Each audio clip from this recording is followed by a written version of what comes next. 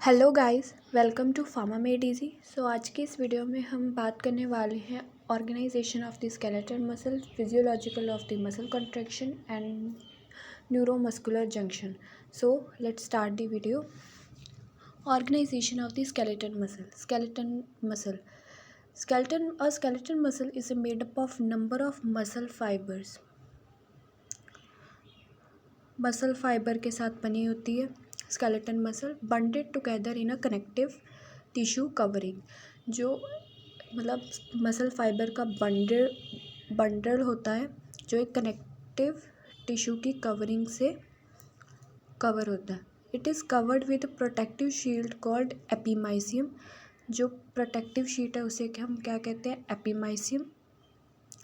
This is the layer which protect muscle friction. ये layer क्या करती है? जो एपीमाइसियम होती है वो क्या करती है? मसल फ्रिक्शन होने से प्रोटेक्ट करती है। तो कोलेजन यहाँ पे फाउंड होते हैं and nutrient and O2 delivered in the muscle fibre. ये लेयर, इसके रोल क्या है? ये मसल फ्रिक्शन होने से प्रोटेक्ट करती है। यहाँ पे कोलेजन फाउंड होता है और न्यूट्रिएंट और O2 यहाँ पे डिलीवर होता है। Next, each muscle fiber is made up of number of muscle fiber called fasciculi. ठीक है, contained with another connective tissue called paramecium. पहला है माइशियम और अगला है पैरामीशियम। ये अगली लेयर है। This fibre is also covered with endomysium which insulate the fibre. ये एंडोमाइसियम को कवर करती है, एज ए इंसुलेट प्रोवाइड करती है। ठीक है, नेक्स्ट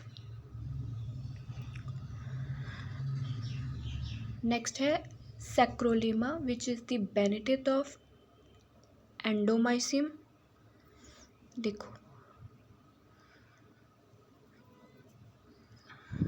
देखो पहले आती है एपीमाइसियम, फिर आती है पैरामाइसियम, फिर आती है एंडोमाइसियम। ठीक है, 3 लेयर आ गई। अब आता है सैक्रोलीमा। सैक्रोलीमा क्या है? सैक्रोलीमा अ बेनिफिट ऑफ एंडोमाइसियम, मतलब ये नीचे एंडोमाइसियम के नीचे प्रेजेंट है। ठीक है, it is a fiber membrane and penetrate this there is a fluid present sacroplasma which is stored area of glucose। ठीक है, सैक्रोलीमा पहले एपीमाइसियम, फिर पैरामाइसियम, फिर एंडोमाइसियम, फिर उसके नीचे आएगा सैक्रोलीमा। उसके नीचे ही फ्लूइड जो प्रेजेंट है उसे हम सैक्रोप्लाज्मा कहेंगे और वो क्या है? Store area of glucose. अब each muscle fiber contain myofiber which contain contractile unit of muscle sarcomere। अब इसका क्या मतलब होगा? जो मसल फाइबर्स हैं उसमें मायोफाइबर्स होते हैं और मायोफाइबर ही मसल सैक्रोमियर मतलब मसल कॉन्ट्रैक्शन में ही हेल्प करते हैं।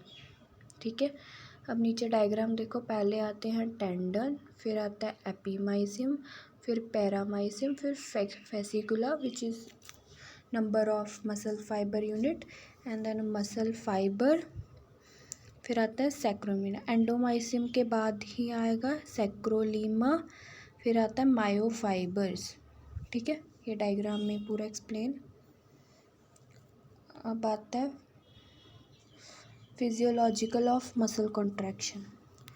The sliding filament theory suggested the mechanism of the muscle contraction। जो sliding filament theory है वो muscle contraction के mechanism को बताती है। ठीक है, इन सैक्रोमियर का एरिया, ये देखो ये वाला एरिया सैक्रोमियर। ठीक है, जहाँ पे सैक्रोमियर है। अब इन सैक्रोमियर अब A band which is a darker, जो ए उसमें बैंड्स होते हैं वो ए बैंड क्या है, darker band, and I band which is a lighter are responsible for the striated appearance. इसका जो स्ट्रेटेड अपीयरेंस है, जो डार्क लाइट अपीयरेंस है, उसे स्ट्रेटेड अपीयरेंस कहते हैं। Within A band we find a lighter zone called H zone. देखो A band क्या है, यहाँ पे डार्कर है, फिर आई बैंड आता है, आई बैंड आता है, फिर ए बैंड में ही एच जोन है, ठीक है। अब विच स्प्लिट बाय एम लाइन, जो एच जोन है वो एम लाइन से स्प्लिट हो रहा है। ये जो लाइंस है, ये स्ट्रेट लाइंस जा रही हैं, ये एच जोन है, ये एम लाइन है, ठीक है। Made up with protein called myomesin. Myomesin protein नाम से एम लाइन बनी होती है। आई बैंड किससे स्प्लिट हो रहा है, जेड डिस्क से, विच is a thick filament contain myosin and thin filament contain actin. जो ये जेड डिस्क है वो आई बैंड को स्प्लिट कर रही है, ये जो जेड डिस्क है जो आई बैंड को स्प्लिट कर रही है, उसी में जो थिक फिलामेंट है वो मायोसिन है, और जो थिन फिलामेंट प्रेजेंट है वो एक्टिन है, ठीक है। आगे, myosin is a protein. Myosin क्या होता है, मायोसिन एक प्रोटीन है with to globular head and long tail, which head is bonded binding आएगा यहाँ पे, बाइंडिंग साइड ऑफ एक्टिन, ठीक है। मायोसिन क्या होता है,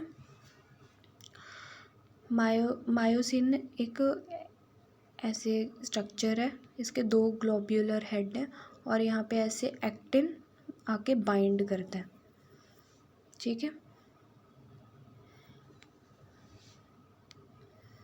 Next, the actin filament, which is revealed with troponin molecule, bind Ca ion in the filament, facilitating between actin and the myosin. जो actin होता है उसके पास एक ये एक्टिन है, मान लो एक ट्रोपोनिन मॉलिक्यूल होता है जो उसके साथ ही होता है, वो Ca मतलब कैल्शियम आयन को फैसिलेट करता है, जो हमें मसल कॉन्ट्रैक्शन में चाहिए, ठीक है, जब वो मायोसिन के साथ बाइंड करता है। Next, this is the theory explain the process of muscle contraction during which thin filament slide over thick filament that shorter the मायोफाइबर्स। इसमें क्या होता है, जो थिन फिलामेंट होता है वो स्लाइड ओवर करता है थिक फिलामेंट के, that shorter the myofibre. Myofibre देखो पहले था सैक्रोमियर, फिर उसके बाद आए थे मायोफाइबर्स जो इसको शॉर्टर कर देता है और इससे मसल कॉन्ट्रैक्ट हो जाती है। अब आता है न्यूरोमस्कुलर जंक्शन, ठीक है। न्यूरोमस्कुलर जंक्शन में देखो हमने पढ़ा कि मसल फाइबर का स्केलेटन मसल का स्ट्रक्चर कैसा होता है, फिर हमने पढ़ा कि मसल कॉन्ट्रैक्शन में कौन कौन सी लेयर जोन्स प्रेजेंट होते हैं और मसल कॉन्ट्रैक्शन कौन सी थ्योरी से होते हैं। अब न्यूरोमस्कुलर जंक्शन ये होता एग्जैक्ट कैसे है, मतलब किसके थ्रू हमें मसल कॉन्ट्रैक्शन होगा, कौन से, जैसे कि a signal from CNS via motor neuron initiate the muscle contraction, ठीक है। सिग्नल कहाँ से आएगा, CNS से, ब्रेन से आएगा, ब्रेन से सिग्नल आया, फिर वो मोटर न्यूरॉन के थ्रू इनिशिएट किया muscle contraction. A neuromuscular junction is the present at between motor neuron and sarcomere. Neuromuscular junction कहाँ पे प्रेजेंट होता है, जहाँ पे मोटर न्यूरॉन होती है और सैक्रोमियर होता है। एक मिनट में दिखाती हूँ। ये देखो, ये डायग्राम में ये रहा मसल फाइबर, यहाँ पे सैक्रोमियर है और ये रही मोटर न्यूरॉन, इन दोनों के बीच में ही न्यूरोमस्कुलर जंक्शन होगा, ठीक है। वहाँ से ACTH रिलीज होता है which releases to the junction and action potential is generated in the सैक्रोमियर।